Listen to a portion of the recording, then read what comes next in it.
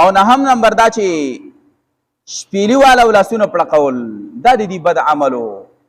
بس چا پسې خندا کول، مذاق کول، چا کې یو عیبی بس هغه عیب به ایستو، به پسې لاسونه پړقول، شپیلی به پسې وال.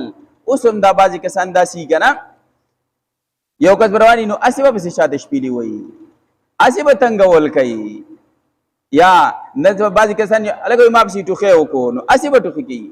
یا بل ټایم کې به مرۍ خارخ نه کوي خو چې داسې د چا د تنګول ځای نه نو هسې کخه کخه بیخیږي.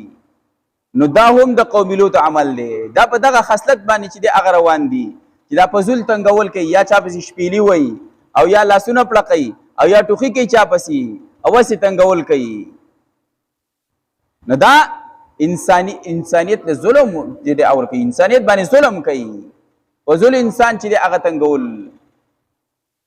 نو داسې عمل چې څوک کوي دا د قوم لوط په دغه عمل باندې روان دی چې یو انسان تنګي، یو مؤمن بنده تنګي په ظلم، نو دی هم په دغه عمل باندې روان دی. نو کو دنیا کې ورته سزا عذاب میلاو نشو او د نبی علیہ السلام د دعا د وجې نه دی د عذاب نه بچ دی، نو اخروي عذاب شته دی.